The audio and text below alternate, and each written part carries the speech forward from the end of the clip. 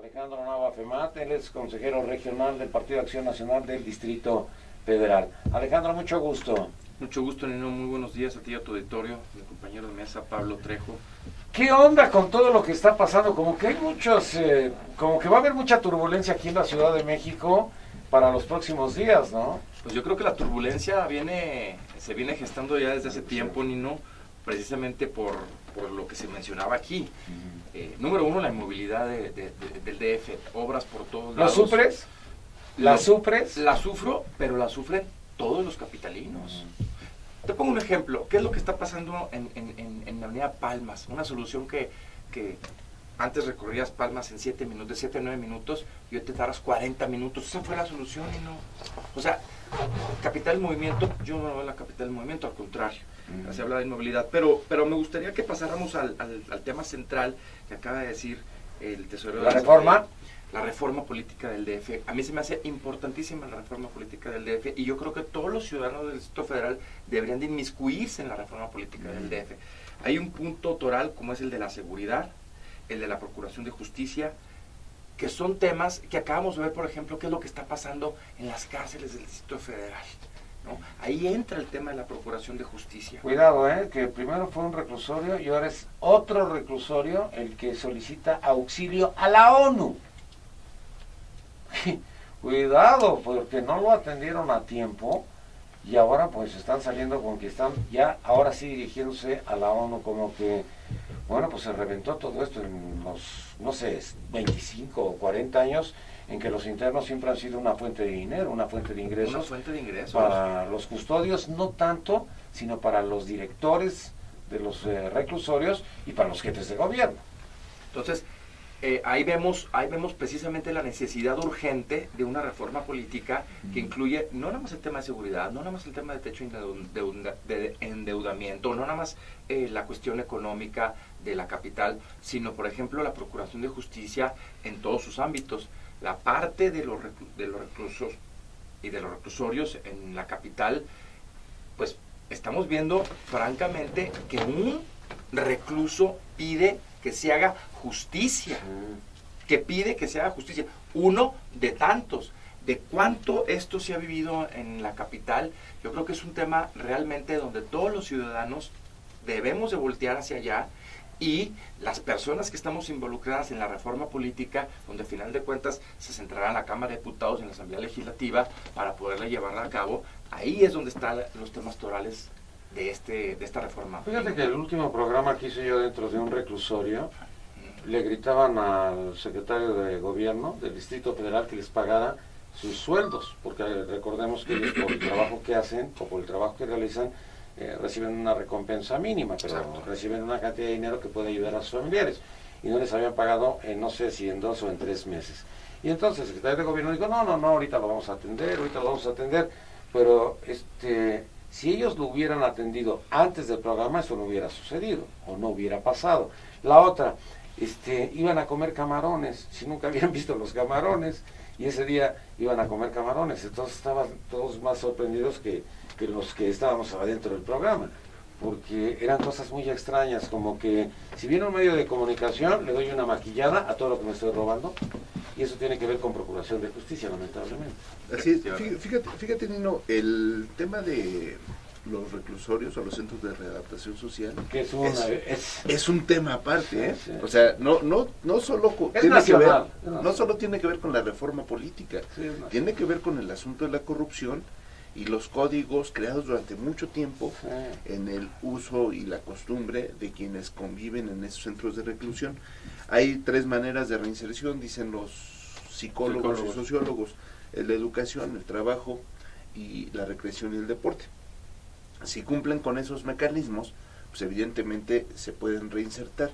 ¿Cuál es el asunto? Nuestros reclusorios no están preparados, no tienen los talleres suficientes para que la población o se pueda educar, o pueda trabajar, o pueda incluso hacer deporte y recrearse. Entonces, ¿cómo podemos reinsertar a alguien al que no le estás dando la oportunidad en reclusión de hacer eso? Y el otro asunto es de lo que tú hablas, el trabajo penitenciario. En muchas cárceles en el mundo, lo que se hace es tener talleres para que al salir los reclusos puedan trabajar, ya sea confeccionando uniformes, en fin, hay infinidad de cosas que se pueden producir en los reclusorios, pero sin embargo aquí los talleres la verdad es que son de mentiritas, son talleres que no tienen la capacidad, que no tienen las herramientas y que además no están vinculados con los aparatos productivos fuera del reclusorio. Claro. Entonces de nada sirve tener un empleo al interior si cuando sales no vas a tener ese empleo. ¿Te acuerdas cuando lo de las placas se hacían en los reclusorios, pero lo de las placas se lo robaba Ramón Aguirre, por ejemplo, que era el regente, y todo el mundo decía, pues nosotros hicimos las placas y ese güey cobró por todos, ¿no? Pero fíjate, Nino, entonces la autoridad era el que se quedaba con el dinero. Se puede hacer un círculo virtuoso. Por ejemplo, ¿qué necesitan el gobierno de la ciudad? Los hospitales necesitan sábanas, uniformes, Sí, batas, que lo pueden confeccionar en los reclusorios. ¿Qué más necesitan? Pues mobiliario y equipo, muebles. Entonces eso se puede hacer en los reclusorios. O sea, pero no habrá también un gran descontento contra los internos, porque yo me acuerdo que cuando el Partido Verde, que es Partido de la Vida, salió con que la pena de muerte, pues esto le generó un gran número de votos, de que dijo a la gente, no, vamos duro contra estos, ¿no? A lo mejor también es eso, ¿no? Que ya estás excluido y que entonces pues a nadie le interesas. Y en los centros de reclusión pues eres parte de un negocio. Pero tú acabas de decir algo muy importante. Acabas de hacer la diferencia, Nino, cuando dices es un centro de reclusión. Yo creo que es lo que son centros de reclusión, porque no están siendo centros de readaptación social. Es que no sé quién le puso centro de readaptación social a estas cosas. Porque no son centros de readaptación social, porque no se cumple con la parte educativa ni con la capacitación, porque no se cumplen muchos de los casos con el trabajo, y porque en otros casos tampoco se cumple con la recreación y el deporte, que sean los elementos sustanciales e integrales precisamente para una readaptación social. Pero lo único que estamos viendo, o lo que acabamos de ver en estos videos, es precisamente la denigración del ser humano. Y esa es la parte que nosotros... Y que todo te cuesta. Y todo te cuesta. El moverte te cuesta, tu propia protección te cuesta.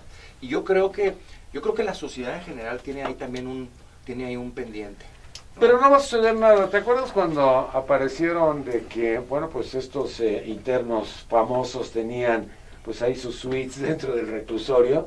Pues no se dio nada y no pasó nada. Y obviamente les costaba mucho dinero. Otra de las cosas que vimos en este video, pues es que todos tienen celulares, pues entiendo que no iba a haber celulares en los incluso se había hablado de que se iba a cortar la señal en esos Batis dijo que iba a bloquear. Pero bueno, fíjate reforma política. Fíjate que otro de los problemas, y hablando de la reforma política, las entidades que tienen centros de readaptación social reciben algo que se llama socorro de ley, que es la cantidad que se da por tener a los presos que cometieron un delito federal dentro de tus centros de readaptación. O sea, el gobierno federal te da una partida de dinero. Sí, cerca de 30 pesos. Y con eso debes de mantener a un interno. Entonces, 30 pesos para la basofia que les dan. Para comer, desayunar. Sí, es una basofia. ¿No viste las cosas? Sí, son unos peroles sí. En donde les echaban cosas y tú decías, ¿y eso lo van a comer? Y todos están ahí formados con su botecito esperando que les den algo, por lo menos. Y eso es lo que se come, Nino. Pero además nosotros no... Estamos hablando de los pobres. Yo creo que además de lo que sería la procuración de justicia, tendríamos que señalarle muy claramente a los radioescuchas que lo que busca el Distrito Federal es que sea el jefe de gobierno quien pueda nombrar al Procurador General de Justicia del Distrito Federal y al Secretario de Seguridad Pública. En ambos casos... Sin pedir el consentimiento del presidente de la República. Y tan es así que el caso más didáctico que nos da el hecho de la intervención de un presidente de la República es la destitución de Marcelo Ebrard. Sí, cuando lo corren. Momento, ¿no?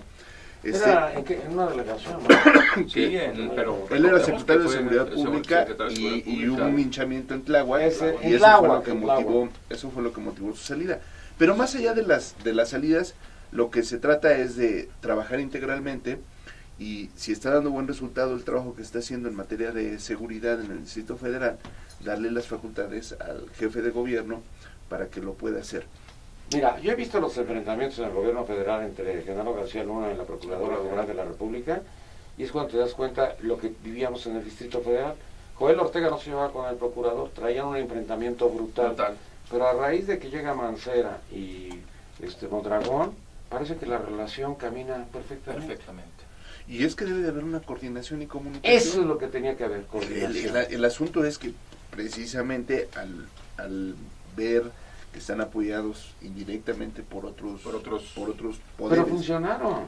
No, en este caso funcionó como tú lo señalas. Pero yo digo, ¿por qué no quitar eso y ya dejarlo en el estatuto de gobierno, constitución o como se vaya a llamar, la facultad del jefe de gobierno para hacer esos nombramientos. Elegir a quien se te pegue la gana. El otro asunto que está bien complicado es el asunto de la educación. Si bien es cierto que ya se descentralizó y que la federación le entrega, entre comillas, al Distrito Federal a través del Fondo para la Educación Básica, el FAEB, recursos, estos recursos se quedan en la Secretaría de Educación Pública, en una subsecretaría de Educación ¿Pero Básica. quién paga entonces la educación aquí en el Distrito Federal? ¿La Secretaría Parte de la Educación? paga la Secretaría de Educación Pública con recursos federales que le corresponden al Distrito Federal, Ah. y parte la paga el gobierno de la ciudad, aún sin tener facultades, dándoles mantenimiento y tratando de tener las escuelas más o menos. Y en caso de que más fuera o una menos. entidad federativa, el recurso Pasaría al vendría, gobierno del bajaría Distrito del Federal. gobierno federal. Así es, Ah, al gobierno del Distrito Federal y el gobierno del Pero ya Distrito Federal etiquetado tendría- para la Secretaría de así es, Educación. Así es. tendría que hacer sus negociaciones.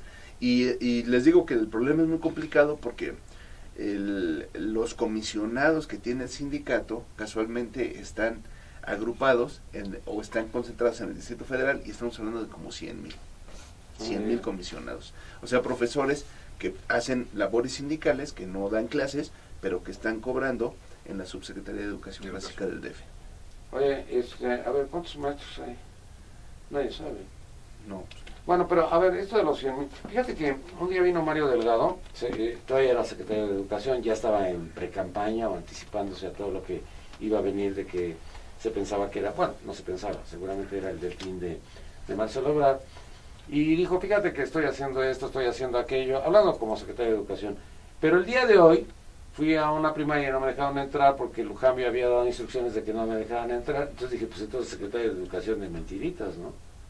¿No? así es. Y eso es verdad, o sea, hay muchas acciones que el gobierno de la ciudad ha hecho y que las tiene que realizar fuera de las instalaciones de la escuela, porque el sindicato, ni siquiera es la secretaría, el sindicato no permite la ¿Es el acceso. sindicato del rastero? Porque hay CENTE y CENTE con ese y con ese. ¿Cuál es? El sindicato de la maestra. El sindicato de la maestra. Pues yo aquí quisiera nada más aclarar 2 puntos, Nino. El primero, Acláralos. El primero, sobre dentro de lo que estamos hablando del tema de la reforma política, que realmente debe de ser de interés de todos los capitalinos, es efectivamente concuerdo plenamente con el doctor Pablo Trejo respecto de que el jefe de gobierno debería de elegir al secretario de Educación Pública y al procurador. El secretario de Educación, sí, al Perdón, al secretario de Seguridad Pública Sí. y al procurador del Distrito Federal. Pero creo que también debemos de verlo, de predicar con el ejemplo. Predicar con el ejemplo, porque tenemos en las delegaciones del DF, que tampoco tienen el mando policial, ¿no? El delegado no tiene el mando policial. Es simplemente una coordinación extensa de parte del gobierno central.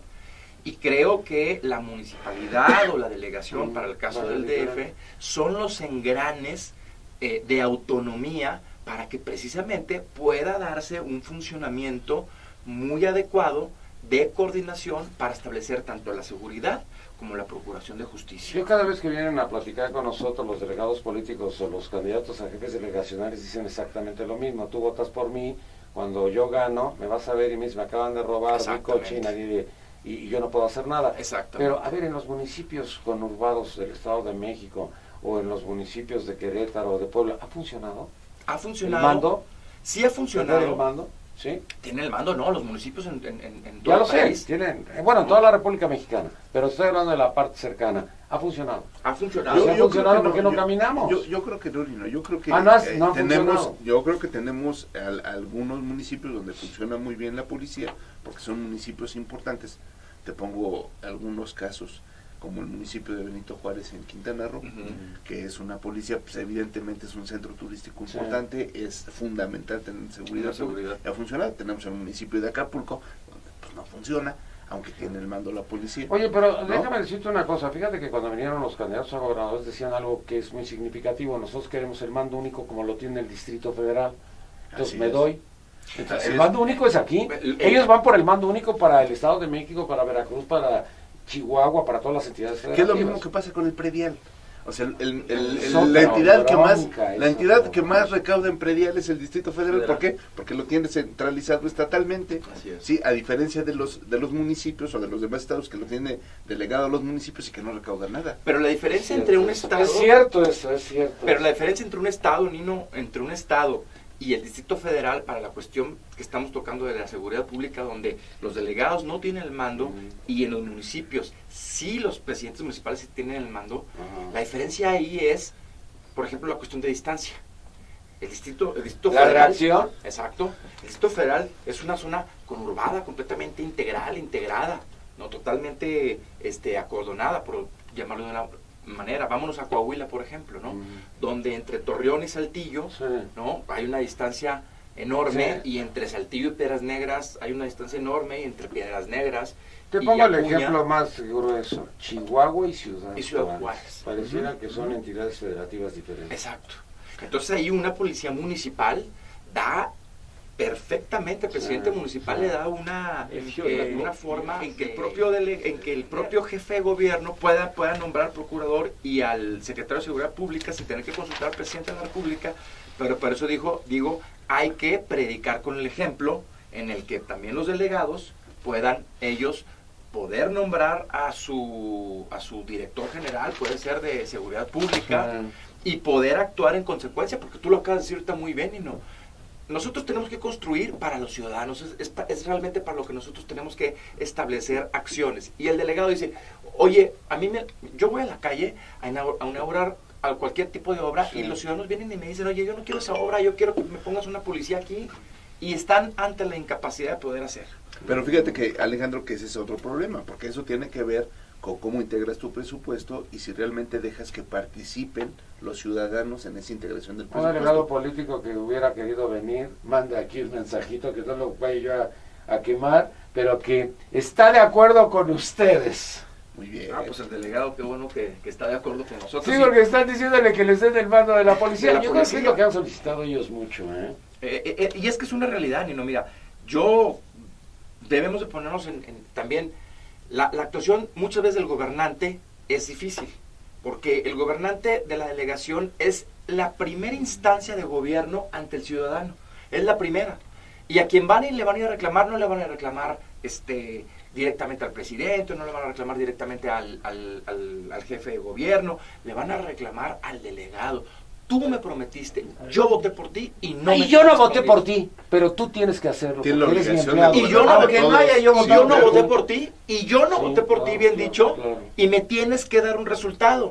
Y entonces el delegado está completamente imposibilitado, porque lo máximo que puede tener es una buena coordinación con el secretario de háblale a Seguridad Mondragón, Pública. oye, no sos malo, échame la mano. Échame la mano, mándeme unas policías aquí, mándame unas patrullas por acá. Oye, Mondragón dice, es que no puedo, porque fíjate que no me ajusta, porque dentro de mi esquema delictivo acá tengo muchísimo más presencia delictiva, no lo que tú me estás pidiendo. Entonces ahí es donde se ve la complicación para el delegado, y creo que también los ciudadanos debemos nosotros de sensibilizarlos precisamente para que vean cuál es el esquema real que tenemos en la actualidad bajo la actuación ahorita en el Distrito Federal. De ahí la necesidad urgente de la reforma política. Así es. Y mira, Fíjate que Porfirio Muñoz Ledo vino la semana pasada y dijo algo muy importante. Porfirio Muñoz Ledo sabe mucho de esto y Sí, además claro. domina el tema. Dijo, es que me enferma escuchar el término delegado. Es al que le delegas las Exacto. cosas. Ese es un delegado, ya no digas gerente, es un delegado. Es un el que delegado. delegas. Es peyorativo. Es que acuérdate que era el peyorativo. regente y luego el delegado. No, completamente. Pero eran ¿no? otras épocas. No, pero además, exacto, pero está de acuerdo. Yo estoy muy de acuerdo con eso, porque es la palabra delegado, y luego lo más impresionante es que estamos hablando de la capital de la nación. Sí. Estamos hablando de la capital de la República, donde, por ejemplo, en la delegación Miguel Hidalgo se sientan Los Pinos, en la delegación Cuauhtémoc se sienta Palacio Nacional, ¿no? En la delegación... Marcelo Carranza.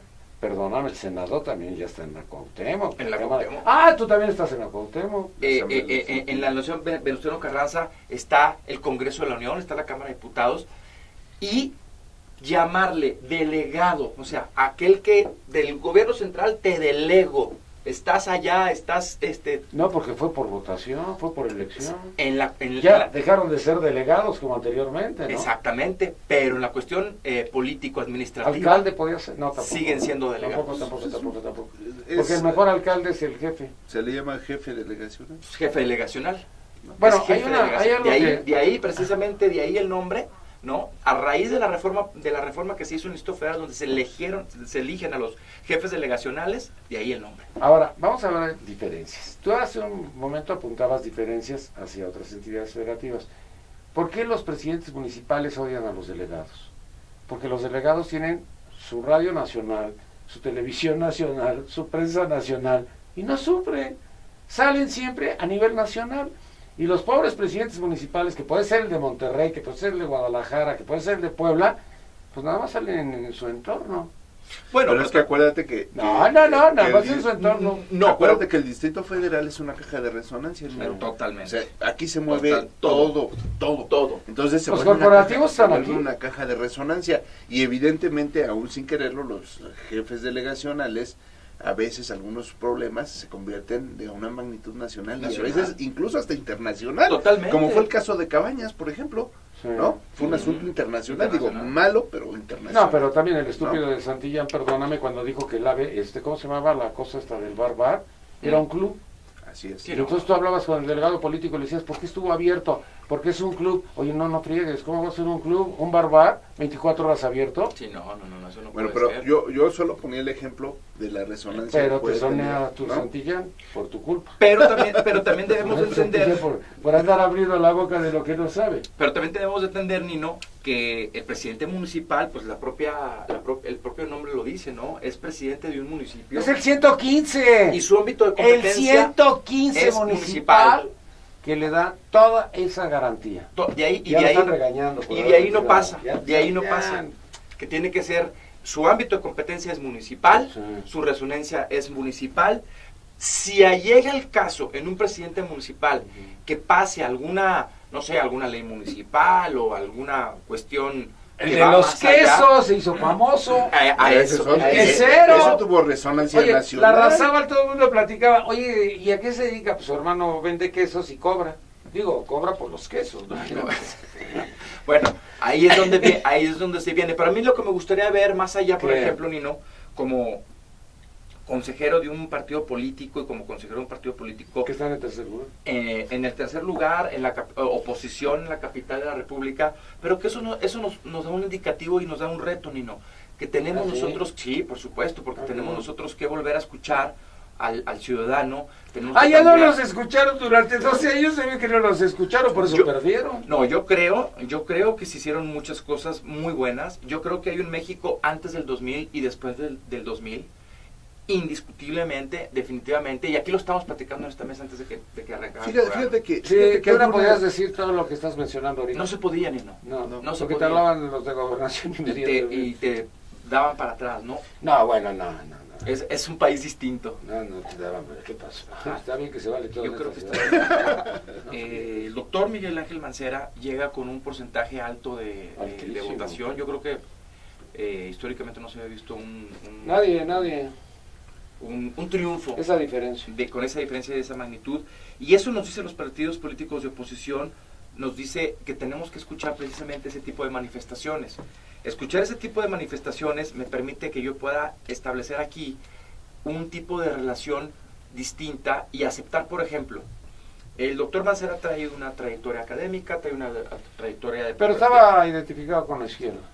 Sí, pero a lo que voy es una trayectoria académica, una trayectoria en la Procuración de Justicia y ahora llega como jefe de gobierno del Distrito Federal con un amplio margen. Ayer 2 estudiantes del ITAM, priistas, dijeron que habían votado por Mancera. Por Mancera. Fíjate, no para la presidencia de la República, por nadie más que por Peña, pero por Mancera porque realmente... Sí, no, es que ahí sí ganó Mancera. El doctor Mancera tiene un espectro muy amplio. Sí. Entonces, pero esa es la parte que nosotros, por ejemplo, partidos de oposición, tenemos que ver y escuchar qué es lo que la ciudadana nos dijo con el triunfo del doctor Mancera. Es un mandato. Exactamente. Y entonces el doctor Mancera está proponiendo distintas alternativas para poder generar la reforma política. Creo que todas las fuerzas políticas, enriqueciendo, no atacando, claro. Enriqueciendo, no atacando, van a sacarlo rápidamente. Lo saquemos rápidamente. Yo también pienso lo mismo. El doctor Trejo ahorita acaba de decir algunos puntos. Pablo.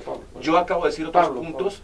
Y creo que son los puntos que se deberán de contemplar precisamente para que esta se pueda dar. Y aquí es la oportunidad importante, Nino, porque estaba diciendo Pablo precisamente Órale. sobre la transformación del legislativo. Confianza. Del legislativo en el Distrito Federal. ¿Qué es lo que nos dice la transformación del legislativo en el Distrito Federal? ¿Cómo es posible que la capital de la República no tenga las mismas facultades en cuestión de Congreso con cualquier congreso estatal que tienen en cualquier parte del país? Digo, ¿no? nada más, cuando se hace un referendo constitucional, ¿qué quiere decir eso? A ver, cuéntame todo. El constituyente permanente se integra por los 32 órganos legislativos y el Distrito Federal.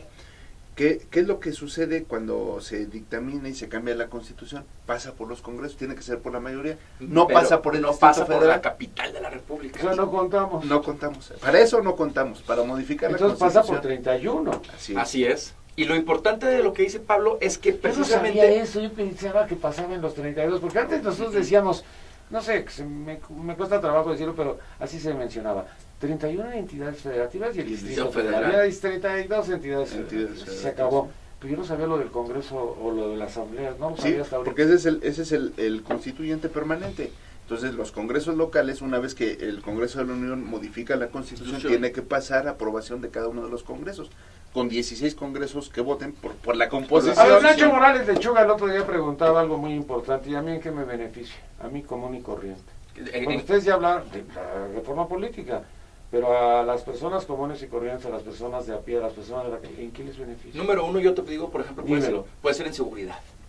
Así, de entrada, yo te puedo decir que puede ser en seguridad, donde lo que venimos platicando aquí, donde se modifique el esquema precisamente de protección a las ciudadanas y haya una reacción precisamente inmediata, donde sí se les pueda brindar una seguridad más cercana y por delegación. Y divisiones, va a haber divisiones, porque en Iztapalapa van a ser 2 y en Gustavo Madero 2. Y el otro es lo que tú decías, el equilibrio político. Además, o sea, que no le dejas todo el poder al jefe delegacional como está actualmente, sino que hay un equilibrio, hay una pluralidad, y eso forzosamente tiene que cambiar la visión de gobernar una delegación y de brindar los servicios que se requieren en una delegación, que son muy complejos y que además responden a particularidades dependiendo de las colonias o unidades habitacionales o barrios o pueblos donde estemos ubicados. Hay un punto importante, Nino, que luego también la ciudadanía no lo sabe y luego por lo mismo no lo comprende. Para llevar algunos de los servicios a los ciudadanos, luego el trámite es muy complejo. No, siempre es muy complejo. Y decía hasta Pablo... que te mochas, ya todo el mundo te atiende. Entonces, dice el delegado tiene que ir a gestionar, fíjate bien, el delegado tiene que ir a gestionar muchas de las acciones que quiere realizar en su delegación al gobierno central. Entonces, estamos hablando de que el gobierno central atiende a 16 delegaciones, ¿no? Y entonces, para poder dar, por ejemplo, no, a lo mejor necesito un presupuesto extra para tal colonia, o X, Y o Z, tiene que llegar el delegado a gestionarlo. A lo mejor se lleva mal con el jefe de gobierno, a lo mejor con el secretario de Finanzas, y ya no hubo. hubo. Es lo mismo a nivel nacional. A ver, antes los gobernadores tenían que hacer la visita a la Secretaría de Gobernación y la visita a la Secretaría de Hacienda para la lana. Ahora van al Congreso para la lana, pero se van después a la Secretaría de Hacienda. Claro. Estás hablando de 31 entidades federativas donde sus secretarios de Finanzas y sus gobernadores vienen a negociar. Pero